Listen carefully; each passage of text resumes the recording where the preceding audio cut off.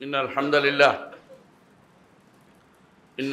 لله نحمده ونستعينه ونستغفره ونعوذ بالله من شرور أنفسنا ومن سيئات أعمالنا من يهده الله فلا مضل له ومن يضلل فلا هادي له وأشهد أن لا إله إلا الله وحده لا شريك له وأشهد أن محمدا عبده ورسوله يا أيها الناس اتقوا ربكم الذي خلقكم من نفس واحدة وخلق منها زوجها وبث منهما رجالا كثيرا ونساء واتقوا الله الذي تساءلون به والأرحام إن الله كان عليكم رقيبا يا أيها الذين آمنوا اتقوا الله حق تقاته ولا تموتن إلا وأنتم مسلمون يا أيها الذين آمنوا اتقوا الله وقولوا قولا سديدا يصلح لكم أعمالكم ويغفر لكم ذنوبكم ومن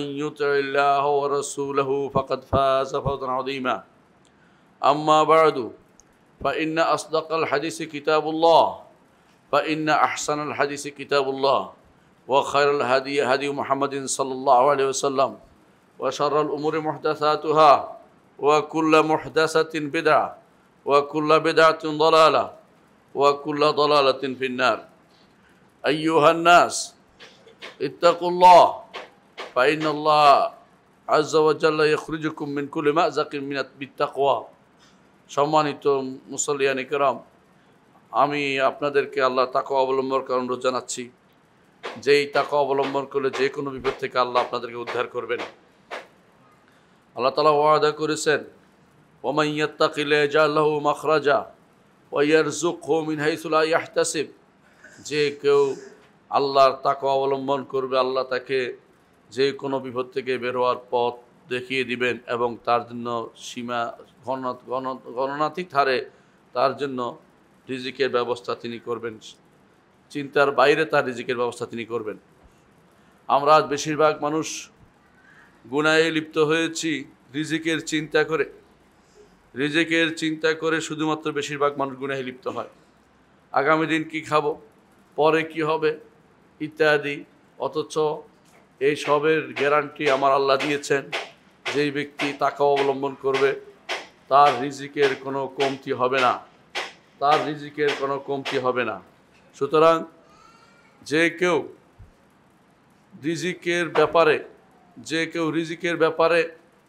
রিজিকের ব্যাপারে বেশি চিন্তান্বিত থাকবে, তাকে শয়তান আরও বেশি ধোঁকা নিপতিত করবে। রিজিকের ব্যাপারে চিন্তান্বিত না হয়ে রাজ্জাকের কাছে ধরা দেন। আপনি আব্দুর রাজ্জাক, আপনি নিজেকে রাজ্জাক মনে করে বসেন না। আপনি রিজিক দাতা নন, রিজিক দাতার দাস হওয়ার চেষ্টা করুন। জগতের বেশিরভাগ মানুষ যখন এই জাতীয় আল্লাহ তাআলাকে ভুলে নিজেকে সর্বা মনে করে, তখন আল্লাহর পক্ষ থেকে আযাব ও গজব নাজিল হতে থাকে। আযাব ও গজবের মধ্যে একটি হচ্ছে ভূমিকম্প। এই ভূমিকম্প আপনি মনে করেন না যে আসছে, শেষ হয়ে গেছে, অথবা খুব দ্রুত ভুলে যাবেন যে এই মাত্রার একটা ভূমিকম্প আসলো, এটা কি খুব সাধারণ জিনিস মনে করে এড়িয়ে যাবেন না। সাধারণ জিনিস মনে করে এড়িয়ে গেলে এইটা আপনার জন্য বড় ধরনের বিপর্যয়ের সম্মুখীন হতে হবে। এটার কারণে আমি কোনোদিনই শিক্ষা গ্রহণ করতে পারবো না। কোরআনে কারীম আল্লাহ তাআলা আমাদেরকে যা যা জানিয়েছেন আজকে আমি সেটা উল্লেখ করব, সাথে রাসূলুল্লাহ সাল্লাল্লাহু আলাইহি ওয়াসাল্লাম হাদিসে এই ব্যাপারে যা এসেছে তা বলবো। সালফে সালেহিন এই বিষয়ে কী করতেন তা জানাবো। আমাদের করণীয় কী তা ইনশাআল্লাহ আমরা পথ নির্দেশ করব। প্রথমে আমরা দেখি কোরআনে কারীম আল্লাহ তাআলা জানিয়েছেন যে আল্লাহর অবাধ্য জাতির উপরে দুনিয়াতে আল্লাহর আযাব হিসাবে, এবং যারা আল্লাহর কথা শোনে না তাদেরকে আল্লাহ তাআলা শাস্তি দেওয়ার জন্য দুনিয়ার বুকে তিনি ভূমিকম্পের ব্যবস্থা করেন। আল্লাহ তাআলা বলেন, কুল হুয়াল কাদিরু আলা আন ইয়াবআসা আলাইকুম আযাবাম মিন ফাওকিকুম আও মিন তাহতি আরজুলিকুম। আল্লাহ তাআলা বলেন যে বলুন হে নবী, যে তিনি অবশ্যই সক্ষম তোমাদের উপরে উপর থেকে আযাব দিতে আর মাটির নিচ থেকেও আযাব দিতে। সূরা আনআমের 65 নম্বর আয়াতে আল্লাহ বলেছেন। ইমাম বাগাবী রহমতুল্লাহ আলাইহি বলেন, মিন তাহতি আরজুলিকুম মাটির পায়ের নিচ থেকে আযাব দেওয়ার অর্থ হচ্ছে ধস ও ভূমিকম্প, যেমন ঘটেছিল কারুন ও মাদিয়ানের লোকদের ক্ষেত্রে। ইমাম শওকানী রহমতুল্লাহ আলী বলেন, এটি হলো ভূমিকম্প ও ধস, যা মিথ্যাবাদীদের উপর আল্লাহর পক্ষ থেকে নেমে আসা আযাব। শেখ আবু বকর জাযাইর রাহমাহুল্লাহ বলেন, এইখানে মাটির নিচ থেকে পায়ের নিচ থেকে আযাব দেওয়ার অর্থ হচ্ছে ভূমিকম্প, ধস ও এই জাতীয় বিপদ আপদ। সম্মানিত মুসলিয়ানে করম, অন্য আয়াতে আল্লাহ তাআলা বলেছেন যে পূর্ববর্তী উম্মতের উপর নেমে আসা আযাবের একটি হচ্ছে ভূমিকম্প। তিনি সরাসরি বলে দিয়েছেন তাদের কাদের উপর সে আযাব এসেছে। আল্লাহ তাআলা বলেছেন, ফাআখাযাতহুমুর রাজফাতু, তাদের উপর রাজফা নেমে এসেছিল। আর রাজফা হচ্ছে ভূমিকম্প। রাগিব আল-ইসফাহানি, ইবনুল আথির, ইবনুল উসাইমিন রাহিমাহুল্লাহ রাজফাকে ভূমিকম্প হিসাবে ব্যাখ্যা করেছেন। এর অর্থ হচ্ছে আগেকার অনেক উম্মতকে আল্লাহ তাআলা ভূমিকম্প দিয়ে ধ্বংস করেছেন। তার মধ্যে একটি হচ্ছে সালেহ আলাইহিস সালাতু ওয়াস সালাম। আল্লাহ তাআলা বলেন, ফাআখাযাতহুমুর রাজফাতু। ইমাম বাগাবী বলেন, পৃথিবীর কম্পনে তারা ধ্বংস হয়েছিল। বিশাল শব্দ এবং ভূমিকম্প তাদের উপর আপতিত হয়েছিল। ইবনে কাসির রহমতুল্লাহ আলাইহি বলেন, তাদের উপর আকাশ থেকে প্রচণ্ড চিৎকার এসেছিল আর নিচ থেকে প্রবল ভূমিকম্প, এই দুটি মিলেই তাদেরকে ধ্বংস করেছিল। এ হচ্ছে সালেহ আলাইহিস সালাতু ওয়াস সালামের কওমের ধ্বংসের কারণ। অনুরূপভাবে শুআয়ব আলাইহিস সালাতু ওয়াস সালামের কওমের উপরও ভূমিকম্প নেমে এসেছিল। সূরা আরাফের 91 নম্বর আয়াতে আল্লাহ তাআলা উল্লেখ করেছেন। ইমাম শওকানী রহমতুল্লাহ আলাইহি বলেন, এখানেও রাজফা অর্থ ভূমিকম্প এবং ধ্বংসাত্মক চিৎকার। ইমাম আব্দুর রহমান ইবনে সাঈদী রহমতুল্লাহ আলাইহি বলেন, এর অর্থ হচ্ছে প্রচণ্ড ভূমিকম্প তাদের উপর নেমে এসেছিল, তাদের উপর ভূমিকম্প এসেছিল। আর অন্য আয়াতে আল্লাহ তাআলা বলেছেন সূরা আনকাবুতে, ফাকাদ্দাবু ফাআখাযাতহুমুর রাজফাতু, তারা আল্লাহর নিদর্শনসমূহ, আল্লাহর আয়াতসমূহ মিথ্যারোপ করেছিল, অতঃপর তাদের উপর মহাভূমিকম্প ও ধ্বংসকারী চিৎকার তাদের উপর নেমে এসেছিল। এই জন্য ভূমিকম্প পূর্ববর্তী যুগের যে সমস্ত জাতিকে আল্লাহ তাআলা ধ্বংস করেছেন, তাদেরকে ভূমিকম্প দিয়ে আল্লাহ তাআলা ধ্বংস করেছেন। তাছাড়া ভূমিকম্প কোরআনে কারীমে আল্লাহ তাআলা তার ভূমিকম্পকে তার সৈন্যদের একটি হিসাবে উল্লেখ করেছেন। আল্লাহর সৈন্য, ওমা ইয়ালামু জুনুদা রাব্বিকা ইল্লাহু, আল্লাহর সৈন্য তিনি ব্যতীত আর কেউ জানে না সেটা কত বিশাল। আল্লাহ তাআলা সূরা মুদ্দাসসির 31 নম্বর আয়াতে সেটা উল্লেখ করেছেন। কত রকমের সৈন্য তার হতে পারে। নমরুদকে এক সৈন্য দিয়ে হত্যা করেছেন, সামান্য এক সৈন্য দিয়ে। আবরার হাতিকে ধ্বংস করেছেন আরেক সৈন্য দিয়ে। ফেরাউনকে আরেক সৈন্য দিয়ে ধ্বংস করেছেন। আল্লাহর সৈন্যের কোনো অভাব নেই। তেমনিভাবে ভূমিকম্পকে আল্লাহ তাআলা কোরআনে কারীমে তার সৈন্যদের অন্তর্ভুক্ত করেছেন, যা দিয়ে তিনি তার বিরোধীদের ধ্বংস করে থাকেন। সূরা ফাতহের 4 নম্বর আয়াতে আল্লাহ তাআলা বলছেন, আকাশ মণ্ডলী ও পৃথিবীর সৈন্যবাহিনী আল্লাহরই। ওয়ালিল্লাহি জুনুদুস সামাওয়াতি ওয়াল আরদ। আপনি হয়তো মনে করছেন সেনাবাহিনী বলতে শুধু এইটা ওইটা কিছুই না, হালকা জিনিস যা আপনি দেখেন না তাও সৈন্যবাহিনী হতে পারে। এক করোনাও আল্লাহর সৈন্যবাহিনী হতে পারে, আবার অন্য কিছু হতে পারে যা আপনি কোনোদিন চোখে দেখেন নাই, এমন জিনিস দিয়ে আপনাকে ধ্বংস করে দিতে পারে। কারণ ইয়াজুজ মাহাজুজকে তিনি ধ্বংস করবেন, শুধু তাদের বগলের নিচে একটি পোড়া হবে, সেটা দিয়ে তারা ধ্বংসপ্রাপ্ত হয়ে যাবে। আল্লাহর জুনুদ, আল্লাহর লস্কর, আল্লাহর বাহিনী সম্পর্কে আপনার কি ধারণা থাকতে পারে? যিনি মাটি ধসিয়ে দিয়ে মাটি কম্পন করে, এই ভূমিকম্পন যখন হবে তখন আপনি এভাবেই আল্লাহ তাআলার আযাব এবং গজবে পতিত হতে থাকবেন। এ হচ্ছে কোরআনে কারীমে আসা। আল্লাহ তাআলা এই ভয় দেখিয়েছেন আমাদেরকে কোরআনে কারীমে, এই যেভাবে যে আযাব আসতে পারে তোমাদের উপর দিয়ে, উপর থেকে আসতে পারে চিৎকার, নিচ থেকে আসতে পারে ভূমিকম্প। আল্লাহ তাআলা কোরআনে কারীমে তা উল্লেখ করেছেন। মুহাম্মদুর রাসূলুল্লাহ সাল্লাল্লাহু আলাইহি ওয়াসাল্লাম তা উল্লেখ করেছেন। আমি 10টির মতো আলোচনা করব, 10টি হাদিসের মতো। ইবনে উমর রাদিয়াল্লাহু আনহু থেকে বর্ণিত, তিনি বলেন রাসূলুল্লাহ সাল্লাল্লাহু আলাইহি ওয়াসাল্লাম বলেছেন, এই দিক থেকে শয়তানের শিং আসবে, অর্থাৎ পূর্ব দিক থেকে, এবং ওখান থেকে যত ফিতনা এবং ভূমিকম্পর আবির্ভাব হবে। পূর্ব দিক বলতে বুঝিয়েছেন রাসূলুল্লাহ সাল্লাল্লাহু আলাইহি ওয়াসাল্লাম মদিনা ছিলেন, মদিনা থেকে পূর্ব দিক, আমাদের এই দেশ সহ যতদূর যায় পূর্ব দিক, এদিক থেকে যত ফিতনা বের হয়েছে, আগেও বের হয়েছে, যত রকমের মতবাদ বের হয়েছে এই দিক থেকে বের হয়েছে, যত রকমের ভূমিধসের বড় বড় কাহিনী এই দিকে হয়েছে। এই জন্য এটা রাসূলুল্লাহ সাল্লাল্লাহু আলাইহি ওয়াসাল্লাম ভবিষ্যৎবাণীর প্রতিফলন। আরেক হাদিসে রাসূলুল্লাহ সাল্লাল্লাহু আলাইহি ওয়াসাল্লাম বলেছেন, নাজদ অর্থাৎ ইরাক ও তৎসংলগ্ন পূর্ব দিকে রয়েছে ভূমিকম্প ও ফিতনা। সহিহ বুখারীতে দুটি হাদিস এসেছে, অর্থাৎ এই দিক থেকে ভূমিকম্পর উৎপত্তি হবে, পূর্ব দিকে বেশি বেশি ভূমিকম্প হবে। আরেক বর্ণনা এসেছে ইরাকে রয়েছে ভূমিকম্প ও ফিতনা এবং সেদিক থেকে বের হবে শয়তানের শিং। সরাসরি নসরান ইরাকের দিক থেকে ইঙ্গিত করা হয়েছে। এ হচ্ছে তৃতীয় হাদিস। চতুর্থ হাদিসে আছে রাসূলুল্লাহ সাল্লাল্লাহু আলাইহি ওয়াসাল্লাম বলেছেন, উম্মতে মুহাম্মদের উপরে দুনিয়ার আযাব হিসেবে ভূমিকম্প এসে যাবে। আবু মুসা আশআরী রাদিয়াল্লাহু আনহু থেকে বর্ণিত, তিনি বলেন রাসূলুল্লাহ সাল্লাল্লাহু আলাইহি ওয়াসাল্লাম বলেছেন, আমার উম্মত রহমতপ্রাপ্ত উম্মত, তাদের আখিরাতের শাস্তি নাই, অর্থাৎ তারা আখিরাতে অনেক কারণে মুক্তি পেয়ে যাবে, তবে দুনিয়াতে তাদের শাস্তি ফিতনা, ভূমিকম্প এবং হত্যা তাদের এই শাস্তি হিসেবে বিবেচিত হবে। দুনিয়াতে আল্লাহ তাআলা পুরো মুসলিম জাতিকে ধ্বংস না করে দিলেও রাসূলুল্লাহ সাল্লাল্লাহু আলাইহি ওয়াসাল্লাম যেন পুরো মুসলিম জাতি ধ্বংস না হয়ে যায়, আল্লাহর কাছে তিনি দোয়া করেছেন, আল্লাহ কবুল করেছেন।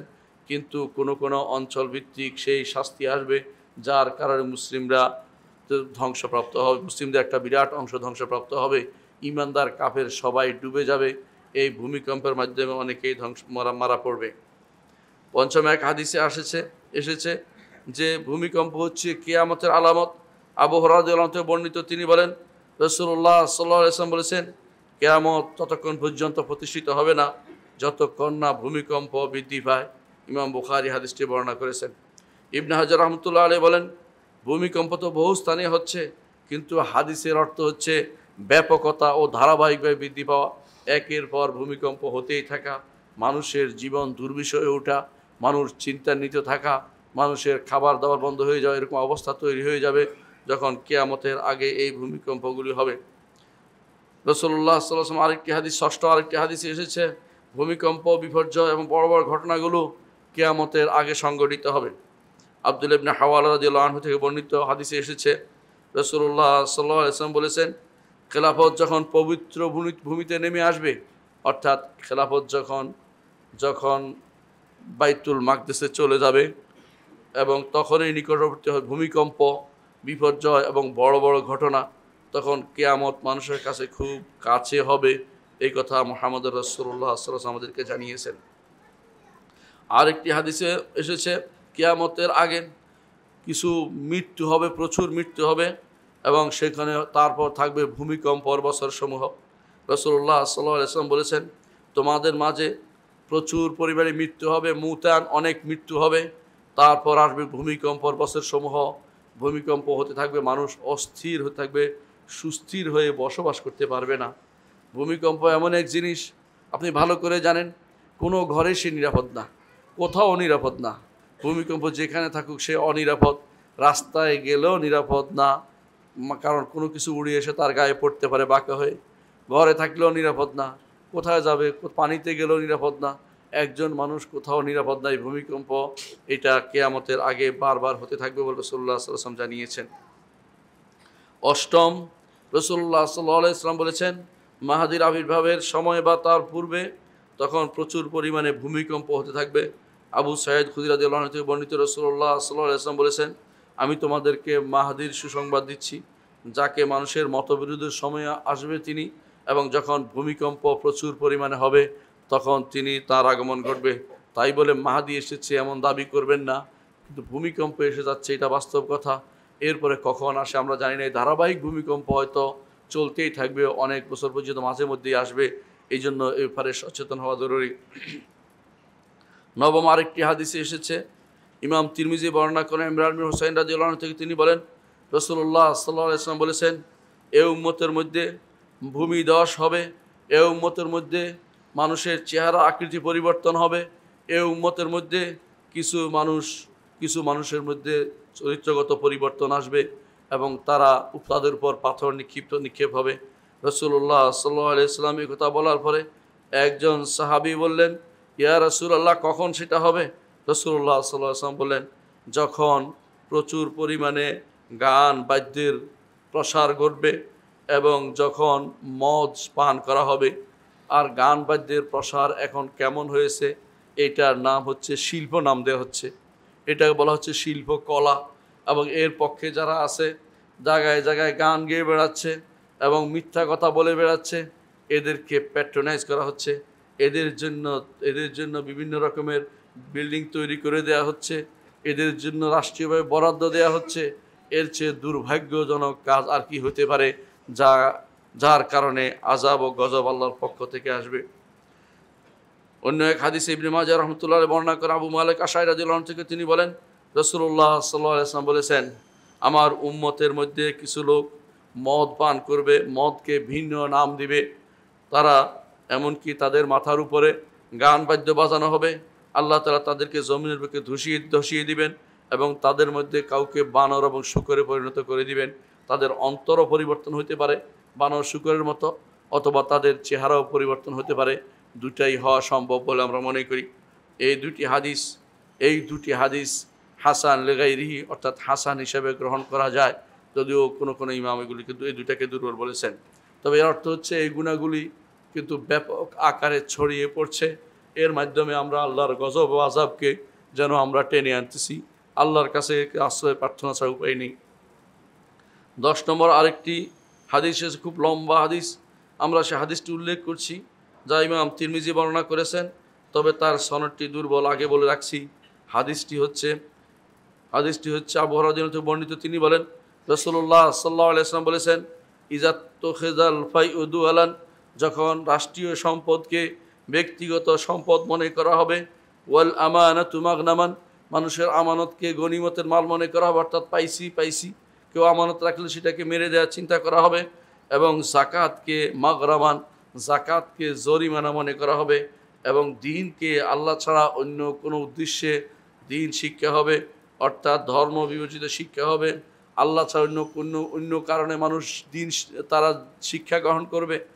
এবং যখন মানুষ তার স্ত্রীর আনুগত্য করবে, মায়ের অবাধ্য হবে, বন্ধুকে কাছে ডাকবে, বাবাকে দূরে সরিয়ে দিবে, এবং মসজিদগুলোতে চিৎকার চেঁচামেচি হবে, অর্থাৎ রাজনৈতিক কর্মকাণ্ড, ক্ষমতা দখলের কর্মকাণ্ড মসজিদে শুরু হয়ে যাবে, এবং সাদ আল কাবিলাতু ফাসিকুহুম, সবচেয়ে ফাজের সবচেয়ে নিকৃষ্ট লোকেরা যখন তারা মানুষের প্রতিনিধি হয়ে সংসদে যাবে, অর্থাৎ মানুষের প্রতিনিধি হিসেবে বিবেচিত হবে এই মানুষগুলো।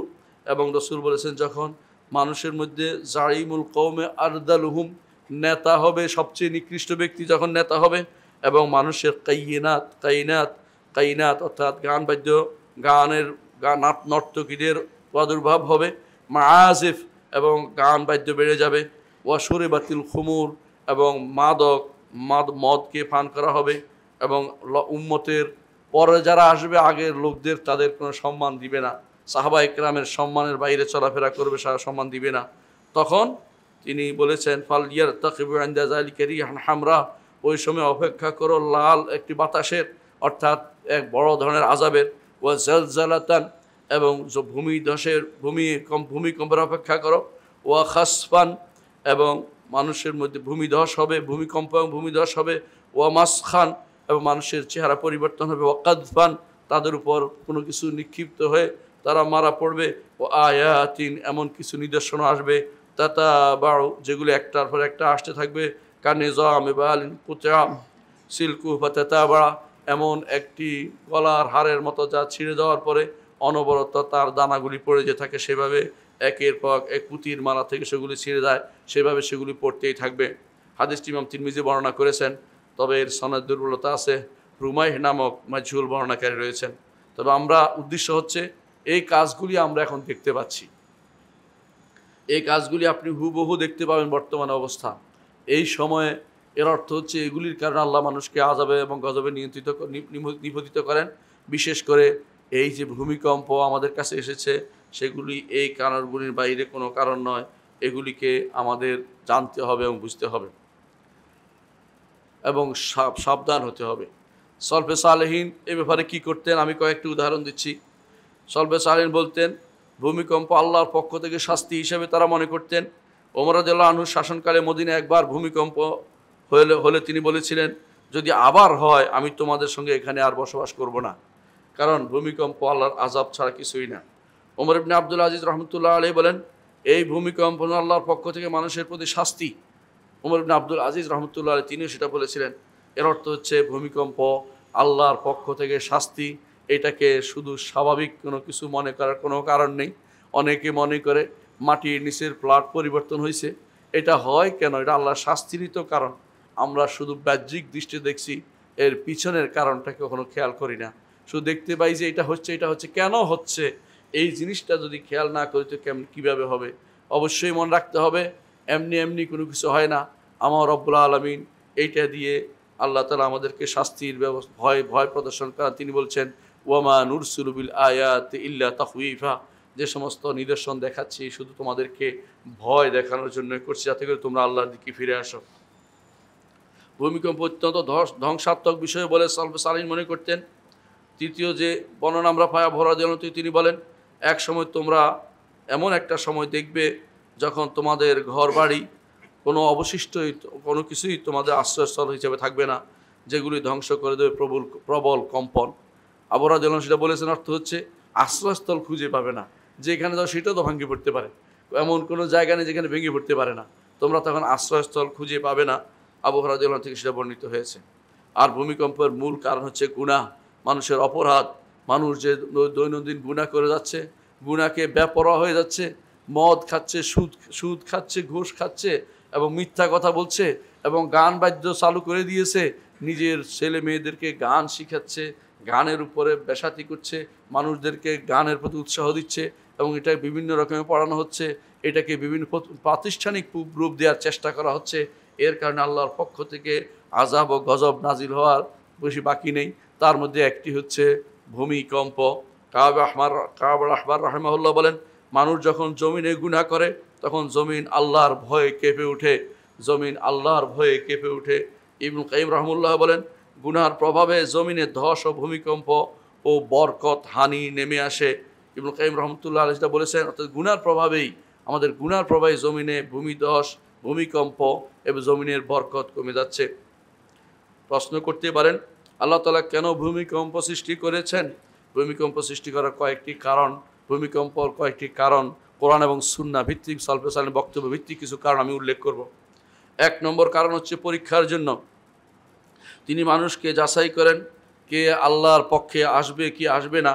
লিয়াবলুয়াকুম আইয়ুকুম আহসানু আমালা, কার আমল সুন্দর সেটা পরীক্ষা করার জন্য। কারণ আল্লাহ তাআলা জীবন ও মৃত্যু দিয়েছেন, এই কারণে জীবন ও মৃত্যুর মূল কারণ হচ্ছে লিয়াবলুয়াকুম আইয়ুকুম আহসানু আমালা, কার আমল সুন্দর সেটা তিনি পরীক্ষা করবেন। আমাদের মূল উদ্দেশ্য হচ্ছে আল্লাহর ইবাদত করা। আল্লাহর ইবাদত থেকে দূরে সরে গেলে তিনি আমাদেরকে কেন রাখবেন? তিনি ভূমিকম্প দিয়ে আমাদেরকে ধ্বংস করে দিতে পারেন। ভূমিকম্পের দ্বিতীয় কারণ হলো কিয়ামতের একটি নমুনা হিসাবে তিনি আমাদেরকে ভূমিকম্প দিচ্ছেন। আল্লাহ তাআলা কোরআনে কারীম বলেছেন, ইদা জুলজিলাতিল আরদু জিলজালাহা, যখন দুনিয়ার ভূমিকম্প ব্যাপারে আল্লাহ তাআলা যেটা বলছেন, ইদা জুলজিলাতিল আরদু জিলজালাহা, যখন জমিন কম্পিত হবে, কম্পিত হওয়ার মতো। এর অর্থ হচ্ছে ভূমিকম্প, প্রচুর পরিমাণে ভূমিকম্প হবে। এটা কিয়ামতের মাঠের ভূমিকম্পকে স্মরণ করে দিচ্ছে। আল্লাহ তাআলা বলছেন, ইন্না জালজালাতাস সাআতি শাইউন আযীম, যে কিয়ামতের কম্পনটা অত্যন্ত ভয়াবহ। ইয়াউমা তারাউনাহা তাযহালু কুল্লু মুরদিআতিন আম্মা আরদাত, যেদিন ভূমিকম্প দেখবে প্রত্যেকটি মা তার সন্তান থেকে বিমুখ হয়ে যাবে এবং ওয়াতাদাউ কুল্লু যাতি হামলিন হামলাহা, পেটের ভিতরে বাচ্চা থাকলে তা ফেলে দিবে ভয়ে। এসব হচ্ছে ভূমিকম্পর কারণ, যেটা আল্লাহ তাআলা আমাদেরকে আখিরাতের ভূমিকম্প সম্পর্কে সাবধান করছেন, সেখানে ভয়াবহ রূপ লাভ করবে। এখনও আপনারা দেখতে পাচ্ছেন কোথাও ভূমিকম্প হলে মানুষ শুধু নিজেকে নিয়ে দৌড়ায়, সন্তান রেখে যায়, কারো কথা মনে করে না, নিজে বাঁচার চিন্তা করতে থাকে। হাসরের মাঠের অবস্থা একটু চিন্তা করুন, যখন বিশাল কম্পন হবে, মানুষ তখন কারো কথা চিন্তা করবে না, নিজেকে নিয়ে শুধু চিন্তা করবে। এত চিন্তা করে পারবেন না, নিজের আখিরাত নিজে তৈরি করুন। এখনও সময় আছে, ফিরে আসুন আল্লাহর দিকে। ফাফিরু ইলাল্লাহ, আল্লাহর দিকে ফিরে আসুন। আল্লাহর দিকে ফিরে না এসে কোন দিকে যাবেন? যাবার কোনো জায়গা নেই। ইলাইহিল মাসির, ইলাইহিন নুশুর। তার কাছেই প্রত্যাবর্তন করতে হবে, তার কাছেই, তার সামনে উপস্থিত হতে হবে। সুতরাং যত দ্রুত সম্ভব এই ভূমিকম্পের মাধ্যমে আখিরাতকে স্মরণ করুন, আখিরাতের ভূকম্পনকে স্মরণ করুন। তৃতীয়ত, ভূকম্পনকে আল্লাহ তাআলা আমাদের জন্য রেখেছেন ভীতির একটি মাধ্যম হিসাবে, যাতে আমাদের অন্তরের মধ্যে, হৃদয়ে সেটা নাড়া দেয়, আমরা যেন আল্লাহকে ভয় করি, ফিরে আসি, হারাম পরিত্যাগ করি এবং আল্লাহর দিকে চলে আসি। আল্লাহ তাআলা চান যে আমরা তওবা করে তার দিকে চলে আসি। আল্লাহ তাআলা বলছেন সূরা বনী ইসরাঈলের 59 নম্বর আয়াতে আল্লাহ তাআলা বলছেন যে ওমা নুরসিলু বিল আয়াতি ইল্লা তাখউইফা, আমরা তো আল্লাহর নিদর্শন, আমাদের নিদর্শনসমূহ পাঠাই শুধু ভীতি প্রদর্শন করার জন্য তোমাদেরকে। যেদিন ইন্না আখযাহু আলীমুন শাদীদ ওয়া কাযালিকা আখযু রাব্বিকা ইযা আখাযাল কুরা ইন্না আখযাহু আলীমুন শাদীদ। আমার রব যেদিন পাকড়াও করবেন, ওয়া কাযালিকা আখযু রাব্বিকা ইযা আখাযাল কুরা, রব যখন কোনো কিছু পাকড়াও করতে চান তখন জনপদের কেউ অবশিষ্ট থাকে না। ইন্না আখযাহু আলীমুন শাদীদ, তার পাকড়াও অত্যন্ত ভয়ানক, অত্যন্ত ভীতিপ্রদ এবং কষ্টদায়ক। আল্লাহ তাআলার পাকড়াওকে ভয় করুন। আল্লাহর দিকে ফিরে আসার জন্য তিনি ভূমিকম্পগুলি দিয়ে আপনাকে আল্লাহর দিকে ফিরিয়ে আনার জন্য সুযোগ করে দিচ্ছেন। কিন্তু আমরা কে আছে আল্লাহর নিদর্শনসমূহ দিয়ে আমরা কোনো শিক্ষা গ্রহণ করি না। ওয়াকাআইয়িম মিন আয়াতিন, অনেক নিদর্শন আছে, ইয়ামুররুনা আলাইহা, এগুলি দিয়ে তারা চলে যায়, চিন্তাও করে না। তারা খুঁজতে থাকে এগুলি রাজনৈতিক, অর্থনৈতিক ব্যাখ্যা অথবা এগুলির কোনো বৈজ্ঞানিক ব্যাখ্যা নিয়ে তারা বসে থাকে, কিন্তু এগুলি আল্লাহর পক্ষ থেকে আযাব ও গজব হিসেবে তারা কোন সেটাকে নিতে চেষ্টা করে না। চতুর্থ, যে কারণে আল্লাহ তাআলা আমাদেরকে ভূমিকম্প দেন তা হচ্ছে মানুষ যেন আল্লাহর সামনে বিনয়ী হয়, ডাকে এবং কান্নাকাটি করে। আল্লাহ তাআলা বলছেন ফাআখাযনাহুম বিল বাসাই ওয়াদ দাররাই লাআল্লাহুম ইয়াতাদাররুন, অতঃপর তাদেরকে আমরা পাকড়াও করেছি ভীতি এবং ক্ষতি দিয়ে, আপদ দিয়ে, বিপদ দিয়ে, যাতে করে তারা কান্নাকাটি করে, বিনয় হয়, আল্লাহর দিকে ফিরে আসে। আল্লাহ তাআলা তাদাররুর করতে বলেছেন। আল্লাহর কাছে কান্নাকাটি করলে আল্লাহ আযাবও উঠিয়ে নেন। কওম ইউনূসের আযাব উঠিয়ে নিয়েছেন। শুধু লাম্মা আমানু কাশাফনা আনহুম আযাবাল খিজি ফিল হায়াতিদ দুনিয়া, কওম ইউনূসের আযাব আসার কথাই ছিল, কিন্তু আযাব আল্লাহ উঠিয়ে নিয়েছেন শুধু কান্নাকাটির কারণে। আল্লাহর দিকে ফিরে কান্নাকাটি করি, আল্লাহর কাছে কান্নাকাটি করি। আপনি মনে করেন না যে আমি তো ভালো আছি, সেটা নয়। আপনি আল্লাহর কাছে কান্নাকাটি করেন, আপনার জন্য হয়তো বহু প্রাণী রক্ষা পাবে, বহু মানুষ রক্ষা পাবে। আপনি নিজেকে খুব বেশি মনে করেন না আমি গুনাহগার নই, প্রত্যেকেই আমরা গুনাহগার। কুল্লু বনি আদম খাত্তা ও খায়রুল খাত্তাঈনা আত-তাওয়াবুন, প্রতিটি বনি আদম গুনাহ করে এবং উত্তম গুনাহকারী হচ্ছে যে আল্লাহর কাছে তওবা করে। পঞ্চম, যে কারণে এই সমস্ত ভূমিকম্প আমাদের আসে তা হচ্ছে দুনিয়া পরীক্ষার স্থল। তিনি পরীক্ষা করে দেখতে চান যে এগুলিতে কে আল্লাহর দিকে আসে আর কে আসে না।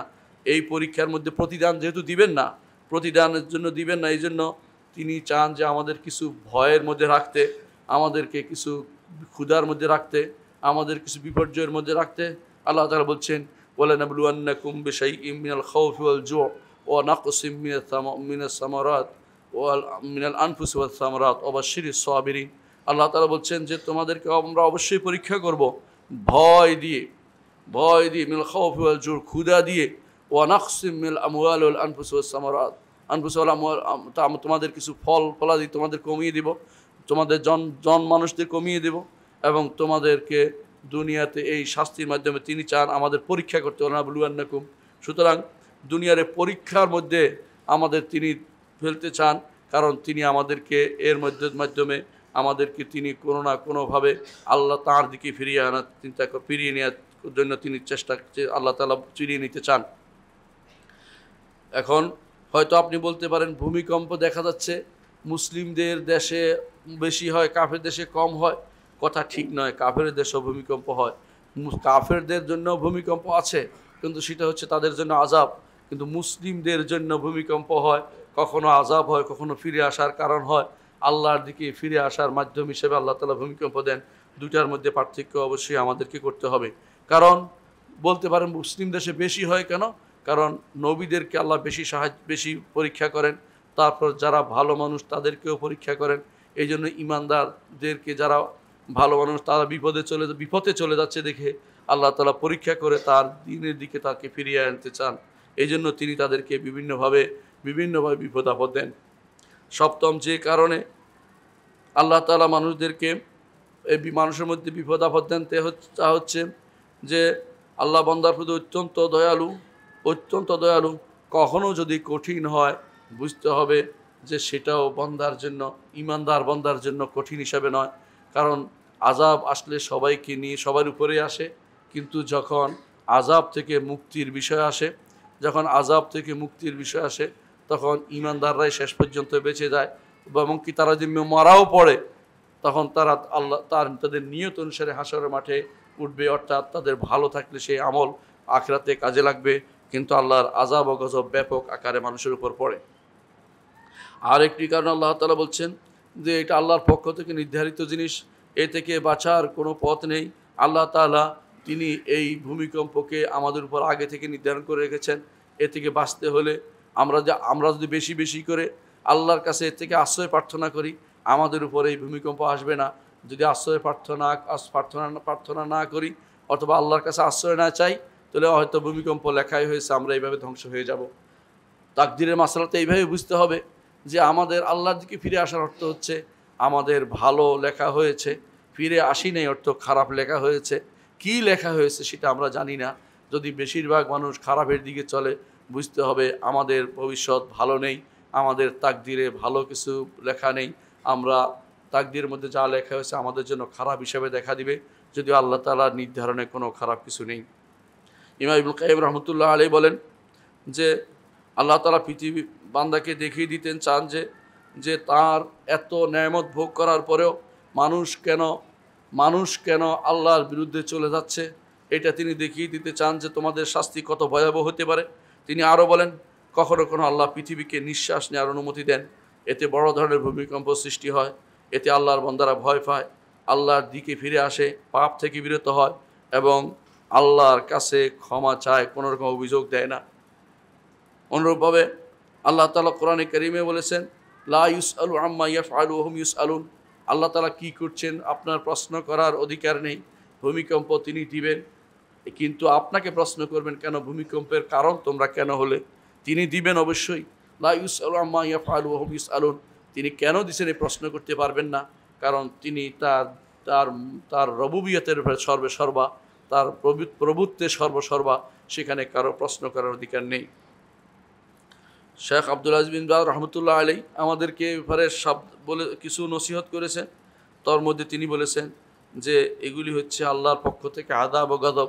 যখনই তোমরা এরকম আযাব ও গজব দেখবে, তখনই তোমরা অন্যায় কাজ থেকে ফিরে আসবে, শিরিক ছেড়ে দিবে, এসিয়ান অবাধ্যতা ছেড়ে দিবে, গুনার কাজ থেকে ছেড়ে আসবে। আল্লাহ তাআলা কোরআনে কারীমে যা বলেছেন, সানুরিহিম আয়াতিনা ফিল আফাকি ওয়া ফি আনফুসিহিম হাত্তা ইয়াতাবায়্যানা লাহুম আন্নাহুল হক আওয়ালাম ইয়াকফি রাব্বিকা আন্নাহু আলা কুল্লি শাইইন শাহিদ। এর অর্থ হচ্ছে আল্লাহ তাআলা তিনি প্রান্তরে বিভিন্ন নিদর্শন দেখাবেন। এই নিদর্শনের মাধ্যমে আমরা আল্লাহর দ্বীনের দিকে ফিরে আসবো এবং আল্লাহর বাণী যে সত্যতা আমরা সত্য বলে বিশ্বাস করব। রাসূলুল্লাহ সাল্লাল্লাহু আলাইহি ওয়াসাল্লাম যখন এমন কিছু দেখতেন যেখানে এরকম আযাব ও গজবের বিষয় আছে, তখনই তিনি ভয় পেতেন। ইমাম বুখারী রাহমাতুল্লাহ আলাইহি বলেন, জাবির ইবনে আব্দুল্লাহ রাদিয়াল্লাহু আনহু থেকে বর্ণিত, তিনি বলেন, যখন এই আয়াত নাযিল হলো, কুল ওয়াল কাদিরু আলা আইয়াবাসা আলাইকুম আযাবাম মিন ফাওকিকুম, এই আয়াতে তোমাদের উপর থেকে তিনি আযাব দিতে পারেন। রাসূলুল্লাহ সাল্লাল্লাহু আলাইহি ওয়াসাল্লাম বললেন, ইয়া রব, হে আল্লাহ, আমি আপনার চেহারার আশ্রয় চাই, আউযু বিওয়াজহিকা, আপনার চেহারার কাছে আশ্রয় চাই, আপনার চেহারার ওসিলা দিয়ে আশ্রয় চাই, আমাকে আপনি ফিরাবেন না, আমাদেরকে গজবে নিক্ষেপ করবেন না। এরপর যখন এই আয়াত বলা হলো, আও মিন তাহতি আরজুলিকুম, তোমাদের পায়ের নিচ থেকে আযাব দিতে পারেন, তখন রাসূলুল্লাহ সাল্লাল্লাহু আলাইহি ওয়াসাল্লাম বললেন, আল্লাহ, আমি আপনার চেহারার আশ্রয়ে যাচ্ছি, আপনি যেন আমাদের পায়ের নিচ থেকে ভূমিকম্প দিয়ে আমাদেরকে শাস্তি দিবেন না। এভাবেই রাসূলুল্লাহ সাল্লাল্লাহু আলাইহি ওয়াসাল্লামের অবস্থা পরিবর্তন হতো, যে যখন এরকম আযাবের আয়াত আসতো বা আযাবের কোন চিহ্ন দেখতেন, তিনি তার মধ্যে পরিবর্তন লক্ষ্য করা যেত। ইমাম মুজাহিদ রহমতুল্লাহ আলাইহি বলেন, উপর থেকে শাস্তি বলতে পাথর নিক্ষেপ বোঝানো হয়েছে, প্রবল বাতাস বোঝানো হয়েছে, আর পদতলের নিচ থেকে শাস্তি বলে ভূমিকম্প বোঝানো হয়েছে। রাসূলুল্লাহ সাল্লাল্লাহু আলাইহি ওয়াসাল্লাম যখনই বড় ধরনের বৃষ্টিপাত দেখতেন, অত বড় ধরনের বাতাস দেখতেন, তখন তিনি ভয় পেয়ে যেতেন এবং তিনি বলতেন যে এমন না হয় যেমন আগেকার কওম বলেছিল বৃষ্টি আসবে, হাদা আরিদুম মুমতিরুনা, এ তো বৃষ্টি আসবে কিন্তু আসলে বৃষ্টি নয়, এ তো আযাব, এই গজব। আল্লাহ তাআলা বলছেন যে বৃষ্টি তোমরা মনে করছো যে এটা বৃষ্টি নয়, এটা হচ্ছে আল্লাহর পক্ষ থেকে আযাব, এটা শুধু বৃষ্টি মনে করার নেই। এই জন্য যখনই এরকম কিছু হবে, ভূমিকম্প দেখা দিবে, ইমানদারের কাজ হবে সকল এই সমস্ত বিপদ আপদে তার মূল কাজ শিরক থেকে দূরে থাকা, অবৈধতা থেকে দূরে থাকা এবং পাপ গুনাহ থেকে দূরে থাকা। কারণ বিপদ আপদ নিজের হাতের কামাই করা। আল্লাহ তাআলা বলছেন, ওমা আসাবাকুম মিন মুসিবাতিন ফাবিমা কাসাবাত আইদিকুম, তোমাদের যত মুসিবত এসেছে সবই হচ্ছে তোমাদের হাতে কামাই করা। আল্লাহ তাআলা আরও বলেন, মা আসাবাকা মিন হাসানাতিন ফামিনাল্লাহ, যত ভালো কিছু তো আল্লাহর পক্ষ থেকে, ওমা আসাবাকা মিন সাইয়্যাতিন ফামিন নাফসিক, যত খারাপ তা তোমার পক্ষ থেকে এসেছে। অর্থাৎ প্রতিটি মানুষই ভালো আল্লাহর পক্ষ থেকে, খারাপ আল্লাহ সৃষ্টি করেন কিন্তু খারাপ অর্জন করে, খারাপকে টেনে আনে মানুষ নিজের আমল দিয়ে, নিজের কর্মকাণ্ড দিয়ে, নিজের চিন্তা চেতনা দিয়ে। আল্লাহ তাআলা অনুরূপভাবে আরও বলেছেন, ফাকুল্লান আখাযনা বিযামবিহি, পূর্ববর্তী জাতিসমূহ যারাই আল্লাহর অবাধ্য হয়েছে, আল্লাহ তাআলা বলছেন কুল্লান আখাযনা বিযামবিহি, প্রত্যেককে আমরা তার গুনার কারণে পাকড়াও করেছি। ফামিনহুম মান আরসালনা আলাইহি হাসিবান, তাদের কারো উপরে পাথর নিক্ষেপ করেছি, কারো উপরে পাথর নিক্ষেপ করে ধ্বংস করা হয়েছে। অমিনহুম মান আগরাকনা, তাদের কাউকে ডুবিয়ে মেরেছি, সেটাও কাদেরকে ডুবিয়ে মেরেছে আপনারা ভালো করে জানেন, অর্থাৎ কওমে নূহকে ডুবিয়ে মারা হয়েছে। অমিনহুম মান আখাযাতহুস সাইহা, কাউকে চিৎকার করে উপর থেকে চিৎকার করে তাদের ধ্বংস হয়ে গেছে। অমিনহুম মান খাসাফনা বিল আরদা, তাদের মধ্যে কাউকে জমিন ধসিয়ে দেওয়া হয়েছে, ভূমিকম্প তাদেরকে ধ্বংস করা হয়েছে।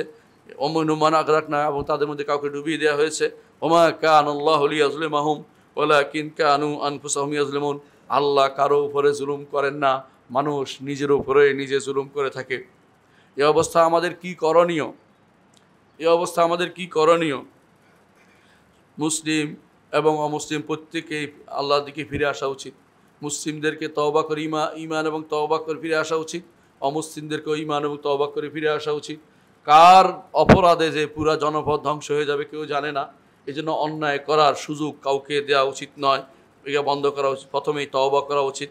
দ্বিতীয়ত দ্বীনে অটল থাকা উচিত, ইস্তেকামত যেটাকে বলা হয়, দ্বীনের উপর অটল থাকা উচিত। কোনো ক্রমে দ্বীনের কোনো কিছু ছাড় দিবেন না। যদি আপনি প্রাতিষ্ঠানিক রূপ দেন শিরক এবং কুফরকে, তাহলে আপনি কিন্তু দ্বীন ছেড়ে দিয়েছেন এবং দ্বীনকে ছাড় দিয়েছেন। যত ছাড় দেন ততই আল্লাহর আযাব এবং গজবের কাছে পৌঁছে যাবেন। তৃতীয়ত শিরক থেকে বাঁচার চেষ্টা করবেন, কারণ আল্লাহ তাআলা কোরআনে কারীম বলেছেন, ওয়ালাউ আন্না আহলাল কুরা আমানু ওয়াত্তাকাউ লাফাতাহনা আলাইহিম বারাকাতিম মিনাস সামা। আল্লাহ তাআলা বলছেন, যদি জনপদবাসীরা ঈমান আনে এবং তাকওয়া অবলম্বন করে, তাহলে আমি তাদের উপরে আসমান থেকে বরকতের ব্যবস্থা করব, অনুরূপভাবে জমিন থেকেও তিনি আমাদের জন্য বরকতের ব্যবস্থা করবেন।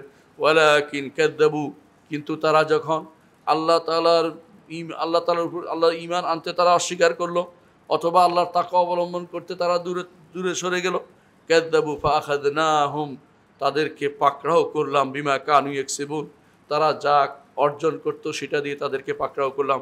তাদেরই অর্জন করা এই আযাব ও গজব। এই ভূমিকম্প মানুষের অর্জন করা, আল্লাহ মানুষের অর্জন করা, আল্লাহ সৃষ্টি করেন, এটা কিন্তু মানুষ সেটাকে ত্বরান্বিত করে, তার উপর আযাব আনার ব্যবস্থা করে দেয়। আল্লাহ তাআলা সতর্ক করে বলেন, অন্য আয়াতে আল্লাহ তাআলা সতর্ক করে বলেন, ওয়ালাউ আন্নাহুম আকামুত তাওরাতা ওয়াল ইনজিল ওয়া উনজিলা ইলাইহিম মির রাব্বিহিম লাআকালু মিন ফাওকিহিম ওয়া মিন তাহতি আরজুলিহিম। আল্লাহ তাআলা বলছেন, যদি কোরআন ওদের তাওরাত এবং ইনজিল তারা যদি বাস্তবায়ন করত, আর আমরা যদি আল্লাহর বিধান কোরআনকে বাস্তবায়ন করতাম, আল্লাহ তাআলা আমাদের জন্য উপর নিচের জন্য খাবারের ব্যবস্থা করতেন, অর্থাৎ উপর থেকেও খাবার দিতেন, নিচ থেকেও খাবারের ব্যবস্থা করতেন, যেটা কল্পনার বাইরে। অথচ আমরা আল্লাহর উপরে তাওয়াক্কুল না করে মানুষের উপরে ভরসা করছি। মানুষ যেটা বলে সেটার জন্য তথাকথিত অর্থনৈতিক ব্যবস্থাপনা, এইটা শয়তানের ব্যবস্থাপনা। এই ব্যবস্থাপনা চালু করার জন্য আমরা প্রতিষ্ঠান তৈরি করেছি, সেখানে কুফরি অর্থনীতি পড়াচ্ছি, কুফরি অর্থনীতি বাস্তবায়নের জন্য যারা এগুলি পাশ করেছে তাদেরকে আবার চাকরি দিচ্ছি। তারা সেটাকে সারা দেশে মুসলিম দেশগুলোতে মুসলিম রাষ্ট্রগুলোতে কুফরি অর্থনীতিকে শুধু চাপিয়ে দিয়েছে, আমাদের মাথার উপর সে অর্থনীতি বসে আছে, আমরা খাবারের চিন্তায় মরে যাচ্ছি। আল্লাহ তাআলা বলছেন, যদি আমরা আমাদের আল্লাহর কিতাবকে বাস্তবায়ন করতে পারতাম, উপর এবং নিচ থেকে তিনি আমাদেরকে খাবারের ব্যবস্থা করতেন, কিন্তু আমরা খুব কমই ঈমান আনি।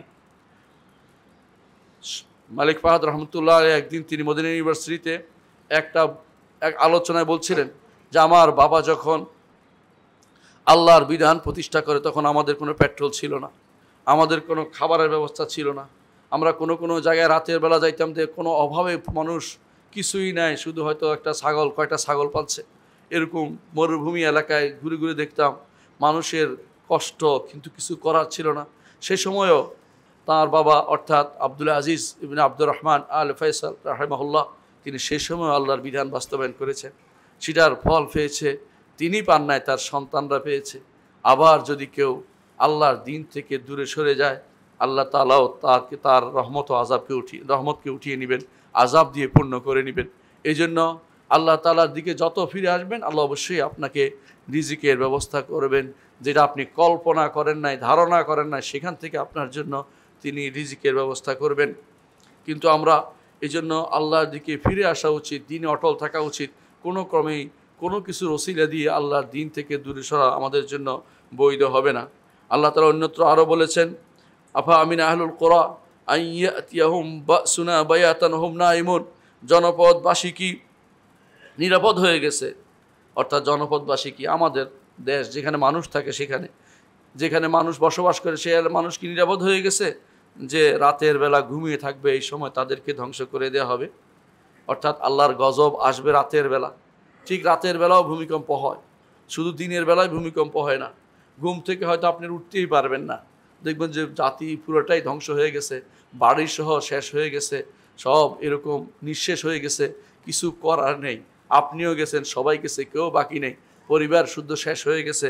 আল্লাহ তাআলা বলছেন, তারা কি এইটা থেকে নিরাপদ হয়ে গেছে? এই নিরাপদ হওয়ার কোনো কারণ নেই। আল্লাহ তাআলা আরও বলছেন, আওয়া আমিন আহলুল কুরা আন ইয়াতিয়াহুম বাসুনা দুহাও ওয়া হুম ইয়ালআবুন, নাকি জনপদবাসীরা নিরাপদ হয়ে গেছে যে যখন মধ্যাহ্নের পূর্বে এই সময়ে যখন তারা বিভিন্ন কর্মকাণ্ডে লিপ্ত থাকে, অর্থহীন কাজে লিপ্ত থাকে, এই সময় তাদের উপর আমি আযাব নাজিল করব না, তাদেরকে আমি ধ্বংস করে দিব না, তাদের উপর বিপদ আসবে না, তাদের উপর এরকম ভূমিধস আসতে পারে, ভূমিকম্প আসতে পারে, এরকম ধ্বংস করে দিতে পারেন, যখন আমরা বলতেই পারবো না কি হচ্ছে, এমন অবস্থায় অতর্কিতে আসবে, যখন আমি চিন্তাও করে নেই সময় আসতে পারে, সেই সময় বিপদটা আপনার উপর এসে যেতে পারে। এটার উপর নিরাপদ হওয়ার কোনো কারণ নেই, নিরাপত্তা লাভ করতে পারবেন আল্লাহর আযাব থেকে। এই জন্য আল্লাহ বলছেন, আফা আমিনু মাকরাল্লাহ, নাকি আল্লাহর আযাব ও পাকড়াও থেকে, আল্লাহ তাআলার কৌশল থেকে তার নিরাপদ হয়ে গেছে? ফালা ইয়ামানু মাকরাল্লাহ ইল্লাল কওমুল খাসিরুন, যারা ক্ষতিগ্রস্ত ওরাই শুধুমাত্র আল্লাহর গজব ও আযাব থেকে, আল্লাহর পাকড়াও থেকে নিজেকে নিরাপদ মনে করতে পারে। ঈমানদার সবসময় এবারে ভীতির মধ্যে থাকে। সম্মানিত মুসল্লিয়ানে কেরাম, যখন এরকম ভূমিকম্প হবে তখন সুন্নাহ কি? সুন্নাহ হচ্ছে দ্রুত তওবা করা এবং বেশি বেশি করে আল্লাহর কাছে দোয়া করা এবং বেশি বেশি জিকির ও ইস্তেগফার করা। রাসূলুল্লাহ সাল্লাল্লাহু আলাইহি সাল্লাম তিনি এরকম একটি বিষয়ে, অর্থাৎ যখন তিনি ইস্তিসকা সালাত আদায় করছিলেন, যখন সূর্যগ্রহণ হচ্ছিল তখন রাসূলুল্লাহ সাল্লাল্লাহু আলাইহি সাল্লাম বলেন, এগুলি আল্লাহর নিদর্শন, এগুলি তিনি তোমাদেরকে ভীতি প্রদর্শন করেন, এগুলি দেখলে তোমরা আল্লাহর জিকির, দোয়া, ইস্তেগফারে ছুটে যাও। এর অর্থ হচ্ছে দ্রুত আল্লাহর দিকে ফিরে আসতে হবে, তওবা করতে হবে, ইস্তেগফার করতে হবে, জিকির করতে হবে, আল্লাহর কাছে ক্ষমা চাইতে হবে। এবং আরেকটি কাজও করতে পারেন, মিসকিনদের প্রতি দয়া করতে পারেন, বেশি বেশি করে দয়া করতে পারেন। এবং সদকা দেওয়া মুস্তাহাব, আপনারা জানেন, কারণ রাসূলুল্লাহ সাল্লাল্লাহু আলাইহি ওয়াসাল্লাম বলেছেন, তোমরা দুনিয়ার বুকে যারা আছে তাদের প্রতি দয়া করো, আর আসমানের উপরে যিনি আছেন তিনি তোমাদের প্রতি দয়া করবেন। এবং তিনি আরও বলেছেন, যারা মানুষের প্রতি দয়া করে আল্লাহ তাআলা তাদের প্রতি দয়া করেন। তিনি আরও বলেছেন, যারা দয়া করে না তাদের প্রতি দয়া করা হয় না। এই জন্য ওমর ইবনে আব্দুল আজিজ রহমতুল্লাহ আলাইহি যদি শুনতেন কোথাও ভূমিকম্প হয়েছে, তখন তিনি গভর্নরদেরকে নির্দেশ দিতেন যে তোমরা বেশি বেশি করে সদকা, দানের হাত বাড়িয়ে দাও, বেশি বেশি করে দান করো। সেটা মানুষ দিতে হবে জরুরি না, ভালো কাজে দান করো, কারণ as-সাদকাতু তুতফি গযবার রব, সদকা রব্বুল আলামিনের গজবকে থামিয়ে দেয়, আল্লাহর গোসাকে কমিয়ে দেয়। আল্লাহ তাআলা তিনি গুসা হন মানুষের উপরে, সেটাকে যখন দান করে মানুষ, আল্লাহর দেয়া সম্পদই আপনি দান করছেন, নিজের কোনো কিছু নেই। তারপর আল্লাহ তাআলা খুশি হয়ে যান যে আমার বান্দা তিনি এই হারাম কাজ থেকে ফিরে আসছে, আমি যেভাবে খরচ করতে বলে সেভাবে খরচ করে, অমিম্মা রাযাকনাহুম ইউনফিকুন, সেই জন্য দানের হস্ত বাড়িয়ে দিবেন। এবারে শাসকদের কি দায়িত্ব রয়েছে? শুধু জনগণের দায়িত্ব নয়, শাসকেরও দায়িত্ব রয়েছে। শাসকের দায়িত্ব হচ্ছে বেপরোয়া ও দুর্বৃত্তদের দমন করা। অনেক দুর্বৃত্ত, যারা বহু রকমের দুর্বৃত্ত আজ হয়েছে ফিতনা ফাসাদে, এই বাংলার জমিন এত বেশি ফিতনা ফাসাদে জড়িয়েছে, সেগুলি আর কোথাও বোধহয় আমি দেখতে পাই না। ইচ্ছা করলে একজন মানুষ ভালো থাকার কোনো উপায় নেই। কেউ ব্যবসা করলে তাকে বিভিন্নভাবে তার উপরে এত এত কর চাপিয়ে, মিথ্যা কর চাপিয়ে তাকে বেশি ভীতি প্রদর্শন করে তার উপর থেকে টাকা পয়সা নেওয়া হচ্ছে এবং অন্যায়ভাবে মানুষের পায়ে আটকানো হচ্ছে, অন্যায়ভাবে জুলুম করা, সুদ ঘুষে ভর্তি হয়ে গেছে এবং হারামে ভর্তি হয়ে গেছে। শাসকের দায়িত্ব হবে এগুলি থেকে মুক্ত করার জন্য প্রাণান্তকর চেষ্টা করা। দ্বিতীয়ত দায়িত্ব হবে তাদের আল্লাহর শরীয়তের বিধান কার্যকর করা। যারা আল্লাহ তাআলা যাদেরকে ক্ষমতায় বসাবে, তাই দায়িত্ব হচ্ছে আল্লাহর বিধান কার্যকর করা।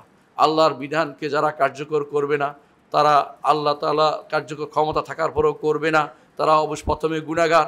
আর যদি বলে বিশ্বাস করেন সে কাফের হয়ে যাবে। আল্লাহর শরীয়তকে বাস্তবায়ন করতে হবে। তৃতীয়ত যে কাজটি করতে হবে, সৎ কাজের আদেশ এবং অসৎ কাজ থেকে নিষেধ করতে হবে। আল্লাহ তাআলা বলেন, ওয়াল মুমিনুনা ওয়াল মুমিনাতু বা'দুহুম আউলিয়াউ বা'দিন ইয়া'মুরুনা বিল মা'রুফ ওয়া ইয়ানহাউনা আনিল মুনকার ওয়া ইউকিমুনাস সালাতা ওয়া ইউতুনাজ যাকাতা ওয়া ইউতিউনা আল্লাহ ওয়া রাসূলাহু উলাইকা সাইয়ারহামুহুমুল্লাহ ইন্নাল্লাহা আজিজুন হাকীম। আর ঈমানদার নারী পুরুষ তারা একে অপরের বন্ধু, সৎ কাজের আদেশ দেয়, অসৎ কাজ থেকে নিষেধ করে, সালাত কায়েম করে, যাকাত প্রদান করে, আল্লাহ এবং তার রাসূল আনুগত্য করে, আল্লাহ তাদেরকে দয়া করবেন যারা এই কাজগুলি করে। নিশ্চয় আল্লাহ তাআলা প্রবল পরাক্রমশালী এবং হিকমতওয়ালা। আল্লাহ তাআলা আরও বলেছেন, ওয়ালা ইয়ানসুরানাল্লাহু মান ইয়ানসুরুহু, যারা আল্লাহ সাহায্য করে আল্লাহ তাদের সাহায্য করবেন। আল্লাহর সাহায্য হচ্ছে আল্লাহর দ্বীনকে সাহায্য করা, আল্লাহর শরীয়তকে সাহায্য করা, আল্লাহ তাআলার সম্পর্কে আকীদাকে সাহায্য করা, এটা হচ্ছে আল্লাহর দ্বীনকে সাহায্য করা। ইন্নাল্লাহা লাকাবিয়্যুন আজিজ, নিঃসন্দেহে আল্লাহ তাআলা প্রবল পরাক্রমশালী এবং তিনি অত্যন্ত শক্তিমান, তিনি যা ইচ্ছা তা করতে পারেন। যাদেরকে আল্লাহ তাআলা দুনিয়ার বুকে ক্ষমতায় বসিয়েছেন, আল্লাযিনা ইম্মাক্কান্নাহুম ফিল আরদি আকামুস সালাতা, সালাত কায়েম করে, ওয়া আতাউজ যাকাতা, যাকাত প্রতিষ্ঠা করে, যাকাত আদায় করে, ওয়া আমারু বিল মা'রুফ ওয়া নাহাউ আনিল মুনকার, সৎ কাজের আদেশ দেয়, অসৎ কাজ থেকে নিষেধ করে। ওয়ালিল্লাহি আকিবাতুল উমুর, পরিণাম আল্লাহর কাছেই এই পরিণাম ফল, তিনি যা ইচ্ছা তা দিবেন। সুতরাং মানুষ যেন কোনোভাবে এইগুলি থেকে বিরত না হয়। যাদেরকে আল্লাহ যেখানে ক্ষমতা দিয়েছেন সেখানে চারটি কাজ করতে হবে। সেটা হচ্ছে অবশ্যই সালাত কায়েম করতে হবে, যাকাত আদায় করতে হবে, সৎ কাজের আদেশ দিতে হবে, অসৎ কাজ থেকে নিষেধ করতে হবে। আল্লাহর ভূমিকম্প থেকে বাঁচতে হলে এগুলি অবশ্যই আমাদের জরুরি রয়েছে। সম্মানিত মুসলিয়ান ইকরাম, মানুষ যদি মানুষের প্রতি সহায়তা এগিয়ে আসে, আল্লাহ তার রসুল একটি হাদিস দিয়ে আমি শেষ করতে চাচ্ছি। আল্লাহ তার রসুল সাল্লাল্লাহু আলাইহি ওয়াসাল্লাম বলেছেন, কোনো মানুষের প্রয়োজন পূরণ করলে আল্লাহ তাআলা তার প্রয়োজন পূরণ করবেন। কোনো মানুষের দুঃখ দূর করলে আল্লাহ তাআলা তা কিয়ামতের দিন তার দুঃখ দূর করবেন। কোনো মানুষ অভাব যদি কোনো আপনি সহজ করে দেন, কিয়ামতের দিন এবং দুনিয়ার বুকে আল্লাহ তাআলা আপনার জন্য সহজ করে দিবেন কর্মকাণ্ড। কোনো মুসলিমের কোনো দোষকে যদি আপনি আড়াল করেন, ঢেকে রাখেন, আল্লাহ তাআলা কিয়ামতের দিন আপনাকে আড়াল দেবেন। ইমাম তিরমিজি হাদিসটি বর্ণনা করেছেন, হাদিসটি সহিহ সনদে বর্ণিত। এর অর্থ হচ্ছে আমি যে ফেসবুকের মাধ্যমে, ইনস্টাগ্রামের মাধ্যমে অথবা এই জাতীয় বিভিন্ন মাধ্যমে যে সমস্ত গুনার কাজ করে যাচ্ছি, এইগুলি থেকে ফিরে আসুন। মানুষের চরিত্র হননের কাজ করবেন না। মানুষের চরিত্র হনন করাটা খুবই ভয়াবহ কাজ। একজন আলেম বলেছিলেন, আল্লাহ তাআলা দুই গোষ্ঠীর ব্যাপারে ওয়াইল বলেছেন, মৃত্যুর ধ্বংসের কথা বলেছেন। একজন সম্পর্কে ওয়াইলুল লিল মুতাফফিফিন, যে ব্যক্তি মানুষের সম্পদ দখল করে, বিনা কারণ বিনা নাহক দখল করে বসে। আর একজন সম্পর্কে বলেছেন ওয়াইলুল লিকুল্লি হুমাজাতিল লুমাজা, যে ব্যক্তি মানুষের মর্যাদাকে ভুলুণ্ঠিত করে। এই দুই গোষ্ঠীর জন্য আল্লাহ তাআলা বলছেন কোরআনে কারিমে, এদের জন্য আল্লাহ তাআলা ওয়াইল লিখেছেন, অর্থাৎ বিশাল শাস্তির জায়গা। ওয়াদিন ফি জাহান্নাম, জাহান্নামের একটি উপত্যকা, যেখান থেকে অন্য উপত্যকা আশ্রয় প্রার্থনা করে। ওই উপত্যকা কত ভয়াবহ! সেখানে যাওয়া থেকে বাঁচতে হলে মানুষের মানুষের যে আত্মসম্মান তার উপরে আঘাত করবেন না। যতটুকু পারেন আপনি হক কথা বলবেন, না হক কথা আমভাবে বলবেন যে এটা করেছে। তবে যদি কেউ আল্লাহর দ্বীন নিয়ে যদি কেউ খারাপ কিছু বলে সেখানে কোনো ছাড় চলবে না, কারণ এখানে আল্লাহর জন্যই আপনাকে বলতে হবে। আর যদি ব্যক্তি বিষয় হয় সেটাকে আড়াল করায় শরীয়তের বিধান। ব্যক্তি বিশেষের দোষ ধরে পত্রিকাতে লেখা অথবা কোথাও লেখা ইসলামী শরীয়ত অনুমতি বিষয় নয়। এজন্য আমাদেরকে অবশ্যই আল্লাহর দিকে ফিরে আসতে হবে, দিনকে গভীরভাবে বুঝতে হবে এবং দিনের উপর সুস্থির থাকতে হবে এবং আমাদের নেতাদেরকে দিনের দিকে ফিরে আসার অনুরোধ জানাবো। অনেকেই এখন ক্ষমতায় যাওয়ার জন্য ব্যস্ত হয়ে পড়ছেন। ভালো, ক্ষমতায় যান, আপনাদের ক্ষমতায় যাওয়ার এই সিস্টেম আপনারা তৈরি করেছেন। আল্লাহ এবং তার রসুল হয়তো কোনোভাবেই অনুমোদন করেননি, আপনাদের নিজেদের মন মতো করে যাচ্ছেন। তারপরেও ক্ষমতায় যদি এসে যান, আপনারা আল্লাহর বিধান বাস্তবায়নের চেষ্টা করবেন। আপনাদের কাছে অনুরোধ আমাদের থাকবে। সম্মানিত মুসল্লিয়ান কিরাম, ভূমিকম্প হলে কি পালাইতে পারবেন? হ্যাঁ, ভূমিকম্প হলে পালানো জায়েজ আছে, কিন্তু পালাবেন কোথায় তাও চিন্তা করুন। মানুষ আল্লাহর দিকে পালাতে পারলে সেটা উপকারী হবে। দুনিয়ার বুকে আপনি যতই পালান না কেন, যেখানে যান না কেন, আপনি নিরাপত্তা পাবেন না যদি আল্লাহ নিরাপদ আপনাকে না করে। আল্লাহ নিরাপদ না করলে আপনি পাবেন না। অনেক সময় ঘরে যে আছে পালাই নাই সে বেঁচে গেছে, বাইরে যে আছে বাইরে গেছে সে মারা পড়ছে। এরকম বহু ঘটনা আমাদের চোখের সামনে আছে। সুতরাং পালালেও বাঁচতে পারবেন না, এমন এক আযাব হচ্ছে ভূমিকম্প। এ থেকে আমাদের সাবধান থাকতে হবে। ভূমিকম্পে যারা মারা যান তাদের কি শহীদ হবেন কিনা? যদি ঈমান থাকে তাহলে আপনি শহীদ হবেন।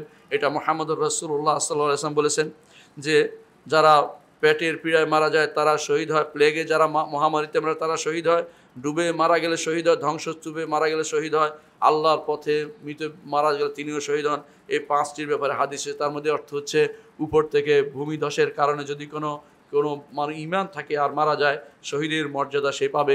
যেটা আমি আগেও বলেছিলাম যে কাফেরদের আযাব এবং মানুষের ঈমানদার আযাব একরকম না। কাফেরদের জন্য ভয়াবহ আযাব, ঈমানদারের জন্য সেটা কখনো কখনো তার দুনিয়া থেকে যাওয়া এবং আল্লাহ তাআলার পক্ষ থেকে বিশেষ কোনো উদ্দেশ্যে তিনি মানুষদেরকে মৃত্যুর ব্যবস্থাপনা করে থাকেন। এই জন্য আমাদের অবশ্যই বেশি বেশি তওবা ইস্তেগফার করতে হবে, আল্লাহর দিকে ফিরে আসতে হবে। আসুন আল্লাহ তাআলার আক্রমণ থেকে বাঁচার চেষ্টা করি, আল্লাহর গজব থেকে বাঁচার চেষ্টা করি এবং আল্লাহ তাআলা তিনি যে সমস্ত জিনিস নির্দেশ দিয়ে সেগুলি পালন করি, যেগুলি থেকে নিষেধ করে সেগুলি পরিত্যাগ করি। আল্লাহ আমাদের বোঝার তৌফিক দান করুন। আকুলু কাওলি হাযা ওয়া আস্তাগফিরুল্লাহ লি ওয়া লাকুম ওয়া লিসাইরিল মুসলিমিন ফাস্তাগফিরুহু ইন্নাহু হুয়াল গফুরুর রহিম। আলহামদুলিল্লাহ, ইন্নাল হামদালিল্লাহ নাহমাদুহু ওয়া নাস্তাঈনুহু ওয়া নাস্তাগফিরুহু ওয়া নাউযু বিল্লাহি মিন শুরুরি আনফুসিনা ওয়া মিন সাইয়্যাতি আমালিনা। মান ইয়াহদিহিল্লাহু ফালা মুদিল্লা লাহু ওয়া মান ইউদ্লিল ফালা হাদিয়া লাহু।